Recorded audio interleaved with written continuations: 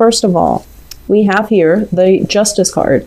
And I feel like this is not so much about, court cases, legal battles, or anything like that. I feel like it deals more with the way that you believe in justice, okay? I've worked really hard and I deserve this. The other person is cutting corners. They don't deserve a promotion. They don't deserve a pay increase. They don't really deserve, all the good things that are coming their way. So many of you, despite everything that you've been through, despite everything that I mentioned before, this sense of like, I'm a really good person. Why are bad things happening to me? Or why am I not getting recognized for the work that I do, for my skills, for my assets, for everything that I bring to the table? I feel like there is a sense here that they're gently reminding you that you're seeing things from your own perspective. You don't know where the other person has been. So for you to say, or for one person to say, that person, they slack off and they don't really deserve it. I feel like maybe they deserve a little bit of leeway. So maybe they need this pay increase, this promotion, a lot more than you do. Maybe they have other things in their lives that are kind of like spiraling out of control. So they really need this one boost of self-esteem. Otherwise, their house of cards would crash. So I feel like it's really important for you guys to hang on, first of all, to these high moral ideals. But at the same time, do not be the person that makes these judgment about who is worth it and who is not. And especially do not turn this judgment, this criticism onto yourself, where you feel like, am I really worthy? Am I really deserving? Because I feel like there is a big element here about you feeling that way. Feeling like very exposed and very vulnerable, uncomfortable in your own skin, getting yourself into something that you're not emotionally or mentally prepared for. And then doubting your capabilities, doubting your skills. Am I going to float or am I going to sink? Am I going to be able to make it, or are other people going to laugh and mock and ridicule me? Okay, so this energy here, I feel that, the fourth house, like I mentioned, is a very psychic house, and it deals heavily with, things that we hide from other people, things that make us really uncomfortable. And I feel for many of you, this is being in the limelight, being in the public eye. When you talk, a lot of people are going to be paying attention, being televised, being taken, having people taking pictures of you, and getting a lot of fame and recognition. And when it's in the reverse position, there's a sense about you where you are very, very private about your personal life. You don't want to, take on that Leo quality where you are hogging the stage or you are revealing too much about yourself. So I feel like there is a major fine line here about you guys coming in this month where you have to be, where you find yourself in this position where you really have to, hype up your skills. You have to really sell yourself, and you don't really know how, because your life is all about modesty. It's all about, believing that good things will come to good people. But sometimes we need to give ourselves credit when credit is due. Okay. So if you meet somebody new and you want to impress them, you want to land that job, you want to get that loan, you want to get that grant, get that funding, you need to hype up your skills and your assets. You need to stop being bashful. You need to hype up, the adversity. Where have I been? What, situations have I had to overcome to get myself where I am right now? And how much determination I have, because I've overcome so much adversity in my life. So do not shy away from everything that made you who you are. Do not shy away from disclosing your past, because in the process of disclosing your past, even if something is might have been very painful, I feel like it's a very healing process, and it will allow you some insight, some wisdom into why things had to happen the way that they happened. They happen because you needed to have that sense of adversity at that age so that it can shape you to be who you are today. So I honestly feel like, this is a month where if you don't believe in magic, if you don't believe in, everything happens for a reason, you're going to come out of this month, and especially at the end of the Mercury retrograde cycle, December 23rd, you're going to come out of it thinking, I'm still alive and life is great and, everything is magical. And so I feel like there is a fairy tale ambience that is happening through this entire Mercury retrograde cycle. You're going to come out of it with all the fog lifted, questions that were unanswered, things that were very unclear, people deceiving you, things that you might have felt like there's something up, but I can't really put my finger on it. All of that is going to clear up, and you're going to know exactly what happened and where you stand with people. So we're coming, out of this Mercury retrograde cycle with a lot more clarity, with a lot more, I want to say, insight into other people. Why did this person say it like this? Why did this other person not say anything? Who are my allies? Who's there for you? Who's telling the truth? Who has who is supporting me, and who's really, working against me? Who do I need to leave behind, and who is really showing their true colors? So I definitely feel that, you are a really, really good judge of character. You do give people the benefit of the doubt, but I know that many of you are very good observers. You pick up nuances in social interactions. You pick up nonverbal cues from people when you interact with them. And you always have really strong intuition about people because you have an eye for detail. But a lot of the times, the self-doubt, I could be wrong. I saw this, but I could be wrong. Or I felt this, but I could be wrong. Listen to your intuition, because I feel like it's never failed you in the past. It's helped you survive some very perilous situations in the past.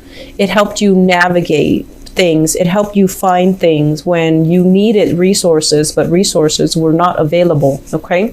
So moving forward, I'm going to talk about a few more things. I apologize for the noise in the background. First of all, this is a card about self-employment here. So for those of you who are thinking about changing a career path, or, at least segueing into a career path where you can expand your business, be a business owner, start a home-based business, or even start collecting clients. So in order to start your own business, recruiting people, getting, even funding for some type of a home-based business, or to start up something. Startup comes to mind. So I feel like it could be technology. And I feel like for those of you who are not heavily, technological, you might need to employ other people to work under you.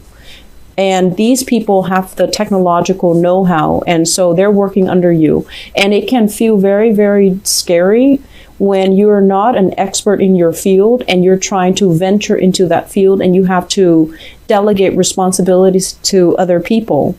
And they're experts in their field, but you're overseeing the work, and you might not, know 100% everything that's happening.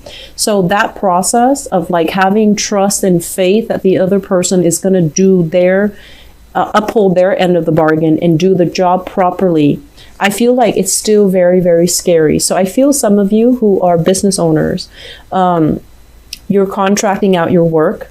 You're hiring new people, you're overseeing the new people doing the work for you, and it can be very, very uncomfortable. And you're kind of battling yourself to not micromanage, because you know that, micromanagers are not very well liked. And then you also know as well that if you breathe down their shoulders, they're going to be resentful. They're going to be up in arms.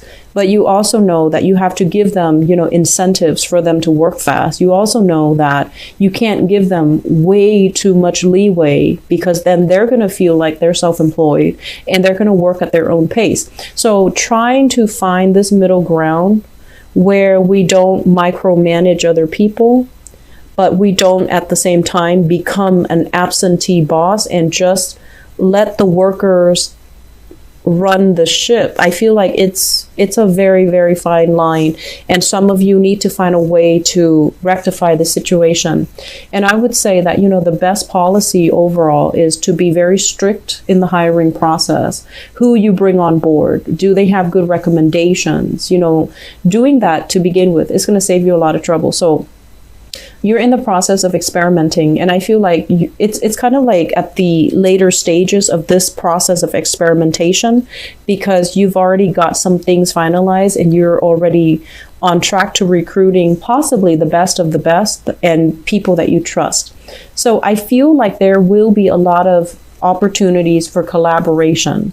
I feel that there will be opportunities, for leisure time, mainly because other people are doing the work, and you're not going to be terribly busy. So you definitely have enough time to start a new venture, to start a new business, to do something on the side to create money for you.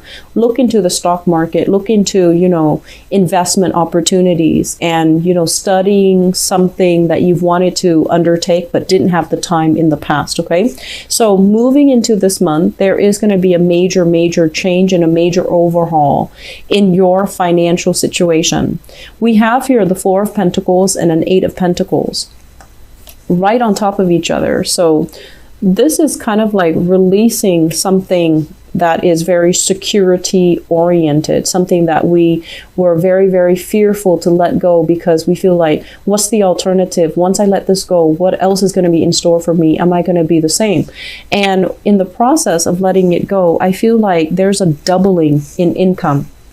So for some of you, this could also be like mortgages, selling property, selling things that you don't need, putting things even online, and getting rid of things that are really, clogging up your life, that are really bogging you down emotionally and physically. Okay, getting rid of things. So I do feel like a huge income jump here. So if you are adamant about, looking for work, because this is all about sending pieces of yourself out into the universe, either through resumes, through CVs, through some type of, especially online nowadays, online job recruitment portals. I do feel that it's going to allow you, the steps to get there so that you can double your income, so that you can achieve a lot more job satisfaction, have a lot more free time, even reducing the amount of hours that you work so that you can work and not feel pressured.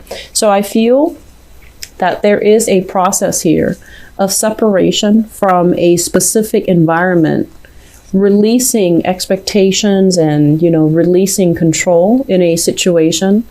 And once you are able to do that, you're going to breathe so much better. You're going to feel this burden, alleviating from your chest, and you're going to feel very, very, very happy and secure. Okay. I feel as well, I mentioned earlier, I do feel a very strong maternal, paternal vibe, especially with this Nine of Pentacles. If you are at a point where career and work and money is flowing well, and you don't have to worry about, how you're going to make money, living from paycheck to paycheck, you don't have those concerns anymore.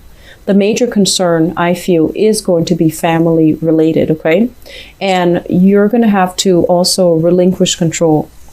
Don't be the one person that comes to everybody else's rescue. When they mess up, let the other person deal with the consequences, okay? This is how we teach accountability, and this is how we teach someone to understand actions and consequences. So this is a card kind of like, control. A lot of the times we intervene, we step in for somebody.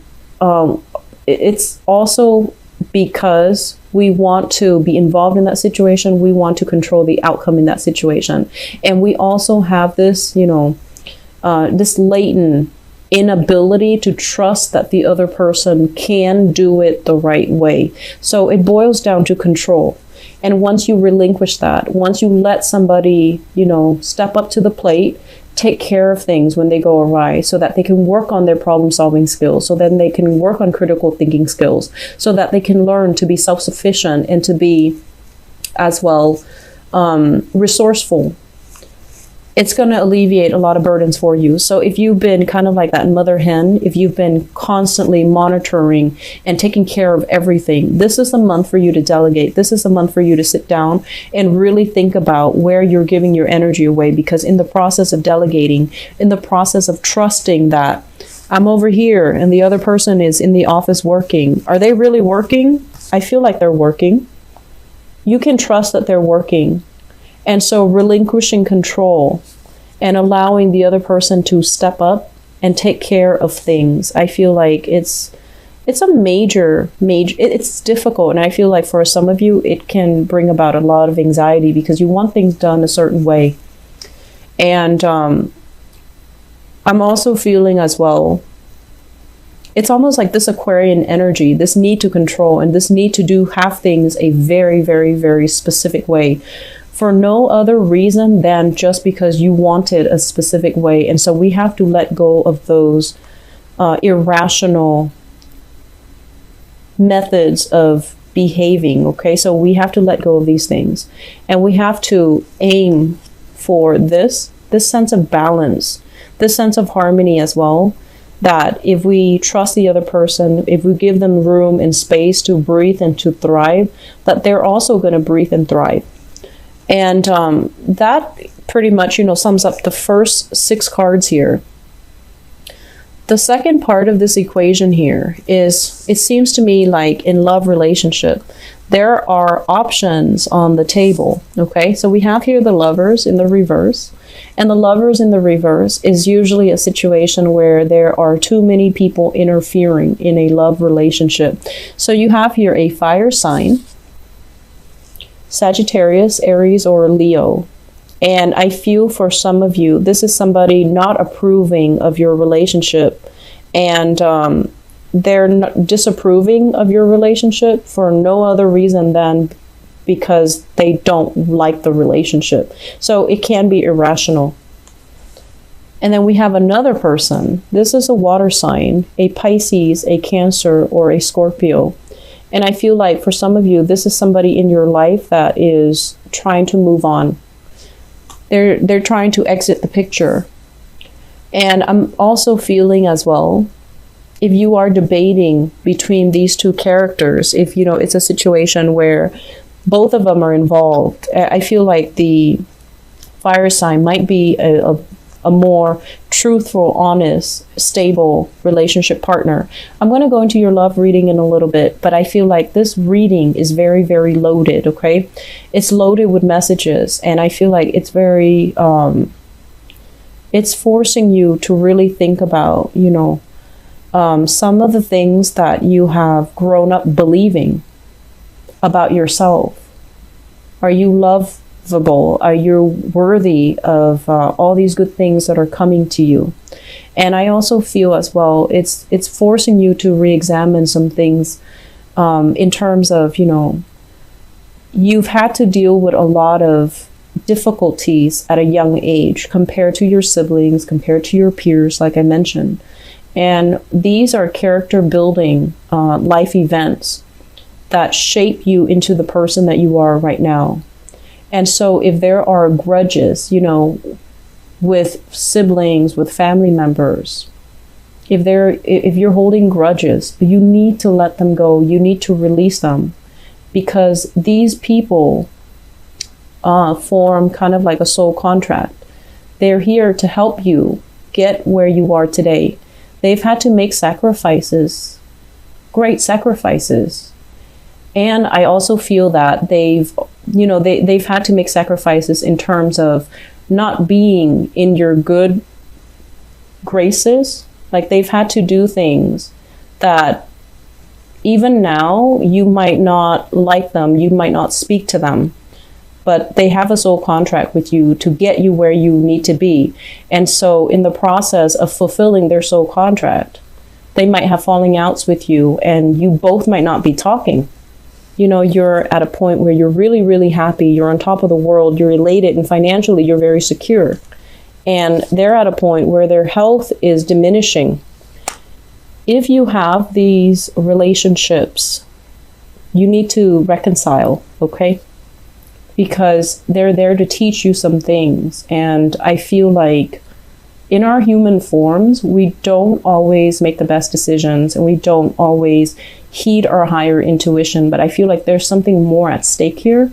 And I feel a lot of it has to do with we needed to experience these things, these relationships, these ways of loving, these ways of behaving at a young age, because they're shaping you into a much stronger person.